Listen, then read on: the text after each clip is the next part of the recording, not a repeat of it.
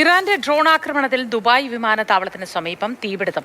വിമാനത്താവളത്തിലെ എണ്ണ ടാങ്കിനാണ് തീപിടിച്ചത്. ആർക്കും പരിക്കേറ്റില്ലെന്നും തീ നിയന്ത്രണ വിധേയമെന്നും അധികൃതർ അറിയിച്ചു. വിമാനത്താവളം താൽക്കാലികമായി അടച്ചു. സൗദിക്ക് നേരെ കഴിഞ്ഞ രാത്രിയിലും ഇറാൻ ആക്രമണത്തിന് ശ്രമിച്ചു. അതേസമയം ഇറാൻ ആക്രമണം അവസാനിപ്പിക്കണമെന്ന് UAE-യും സൗദി അറേബ്യയും ആവശ്യപ്പെട്ടു. സുരേഷ് വെള്ളിമുറ്റം ചേരുന്നുണ്ട് വിശദവിവരങ്ങളുമായി. Suresh, good morning. വീണ്ടും UAE-യിൽ ആക്രമണം. ദുബായ് വിമാനത്താവളത്തിലെ എണ്ണ ടാങ്ക് തീ കത്തിയിരിക്കുന്നു. ഇതിൽ വലിയ ആശങ്കയിലാണ് നമ്മുടെ പ്രവാസികളും നാട്ടിലുള്ള അവരുടെ പ്രിയപ്പെട്ടവരും. ആശങ്കപ്പെടേണ്ട സാഹചര്യമുണ്ടോ? മോത്തി, ഇപ്പോഴത്തെ സാഹചര്യത്തിൽ ദുബായിലേക്ക് വരുന്നവർക്ക് അല്പം ആശങ്ക വേണം. കാരണം ദുബായ് വിമാനത്താവളം താൽക്കാലികമായി അടച്ചിരിക്കുകയാണ്. ഇന്നലെ അർദ്ധരാത്രിക്ക് ശേഷമാണ് വിമാനത്താവളത്തിലെ തൊട്ടടുത്തുള്ള ഈ എണ്ണ ടാങ്കിന് നേരെ ഡ്രോൺ ആക്രമണം ഉണ്ടാകുന്നത്. അതിശക്തമായിട്ടുള്ള ആക്രമണമായിരുന്നു. അതോടൊപ്പം തന്നെ ഈ എണ്ണ ടാങ്കിന് തീപിടിക്കുകയും ചെയ്തു. അത് എണ്ണ ടാങ്ക് എന്ന് പറയുമ്പോൾ അത് അത്രയ്ക്ക് അധികം അതിൽ ഇന്ധനമുണ്ട്. വിമാനങ്ങളിലേക്കൊക്കെ നിറയ്ക്കാനുള്ള വിമാന ഇന്ധനമാണ് അതിൽ സംഭരിച്ചിട്ടുള്ളത്. അതിനാണ് തീപിടിച്ചിട്ടുള്ളത്. കിലോമീറ്ററുകൾ അകലെ നിന്ന് പോലും നമുക്ക് തീ കാണാൻ കഴിയും. അത്രയ്ക്ക് അധികം ഉയരത്തിൽ തീ കത്തിക്കൊണ്ടിരിക്കുന്ന കാഴ്ചയായിരുന്നു നമുക്ക് കാണാൻ കഴിഞ്ഞത്. അപ്പോൾ സ്വാഭാവികമായും അതിലെ ആശങ്ക ഉണ്ടാകുകയും വേണം. ഏതായാലും ഇപ്പോൾ ദുബായ് മീഡിയ ഓഫീസ് അറിയിക്കുന്നത് തീ നിയന്ത്രണ വിധേയമായിട്ടുണ്ട്. തീ അണയ്ക്കാനുള്ള തീവ്ര ശ്രമം തുടരുകയാണ് എന്ന് അധികൃതർ അറിയിക്കുകയും ചെയ്യുന്നുണ്ട്.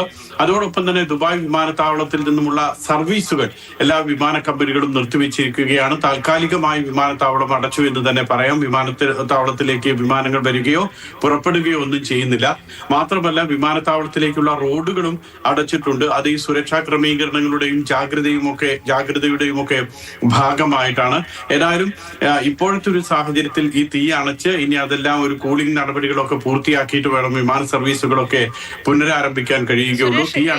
മറ്റ് എമിറേറ്റ്സുകളിൽ നിന്നും ഈ അബുദാബി പോലെയുള്ള സ്ഥലങ്ങളിൽ നിന്നുമൊക്കെ വിമാന സർവീസുകളുണ്ടോ?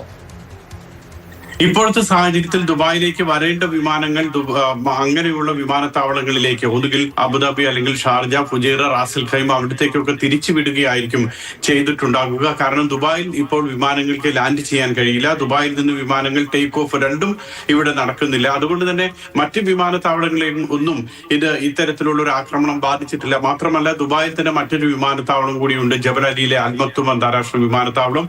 അങ്ങോട്ടും വിമാനങ്ങൾ തിരിച്ചുവിടുന്നുണ്ട്. ഏതായാലും ദുബായിൽ നിന്നും യാത്ര പുറപ്പെടേണ്ടവർക്ക് പ്രതിസന്ധി ഉണ്ടാകും. അത് ഉടനെ അത് സാധ്യമാകില്ല. നേരെ മറിച്ച് ദുബായിലേക്ക് വരുന്ന വിമാനങ്ങൾ സമീപത്തെ വിമാനത്താവളങ്ങളിലേക്ക് വഴിതിരിച്ചുവിട്ടിട്ടുണ്ട്. ഈ സൗദിക്ക് നേരെയും കഴിഞ്ഞ രാത്രിയിൽ ഇറാൻ ആക്രമണം ഉണ്ടായിരുന്നു. UAE-യും സൗദിയും സംയുക്തമായി ഈ കാര്യങ്ങൾ സംസാരിക്കുകയും ചെയ്തിട്ടുണ്ട്. അവസാനിപ്പിക്കണം എന്ന് ആവശ്യപ്പെടുകയും ചെയ്തിട്ടുണ്ടല്ലോ. അതേപറ്റി കൂടി സുരേഷ്. തീർച്ചയായും. കാരണം ഇന്നലെ രാത്രിയാണ് സൗദി കിരീടാവകാശി മുഹമ്മദ് ബിൻ സൽമാൻ രാജകുമാരൻ UAE president Sheikh Mohammed bin Zayed Al നഹ്യാനുമായി ടെലിഫോണിൽ സംസാരിച്ചത്. കാര്യമായി തന്നെ ഇരു നേതാക്കളും ഈ മേഖലയിലെ സംഘർഷം, ഇപ്പോഴത്തെ അവസ്ഥ, അതൊക്കെ തന്നെ ചർച്ച ചെയ്തു. സൗദി അറേബ്യക്ക് നേരെ ഇന്നലെ നിരവധി തവണ ഡ്രോൺ ആക്രമണ ശ്രമങ്ങൾ ഉണ്ടായിരുന്നു. തൊട്ട് മുൻപത്തെ ദിവസവും റിയാദിലടക്കം മിസൈൽ ആക്രമണ ശ്രമങ്ങളൊക്കെ നടക്കുകയും ചെയ്തു. അപ്പോൾ ഈ പശ്ചാത്തലത്തിലാണ് ഇരു നേതാക്കളും ഭരണകർത്താക്കളും തമ്മിൽ ചർച്ച നടത്തിയത്. അതോടൊപ്പം തന്നെ UAE പ്രസിഡന്റിനെ മറ്റ് GCC രാജ്യങ്ങളിൽ നിന്നുമുള്ള ചില ഭരണകർത്താക്കൾ കൂടി വിളിക്കുകയും കാര്യങ്ങൾ സംസാരിക്കുകയും ഒക്കെ ചെയ്തിട്ടുണ്ട്. ഏതായാലും ഇത്തരത്തിൽ വിമാനത്താവളത്തിലേക്ക് അടക്കം നേരിട്ട് ആക്രമണം നടത്തുന്നത് തീർച്ചയായും വലിയ ഗൗരവത്തോടു കൂടിയാണ് ഈ ഗൾഫ് രാജ്യങ്ങൾ കാണുന്നത്. ഇതുവരെ ഉണ്ടായിരുന്ന പോലെ ഇത്രയ്ക്ക് സംയമനം പാലിച്ചാൽ മതിയോ എന്നൊക്കെയുള്ള ഒരു സംശയമൊക്കെ ഉണ്ട്. ഏതായാലും ഗൾഫ് രാജ്യങ്ങൾ അക്കാര്യത്തിൽ ഒരു കൂടിയാലോചന നടത്തുന്നുണ്ട്. അതിനുശേഷമായിരിക്കും ഇനി എങ്ങനെയെന്നുള്ള കാര്യങ്ങളൊക്കെ തീരുമാനിക്കുക. ഇപ്പോൾ GCC-യിലെ ഒമാൻ ഒഴികെയുള്ള മറ്റ് പല രാജ്യങ്ങളിലും ഇന്നലെ രാത്രി ഡ്രോൺ ആക്രമണങ്ങളും മിസൈൽ ആക്രമണ ശ്രമങ്ങളും ഒക്കെ ഉണ്ടായിരുന്നു. സുരേഷ്.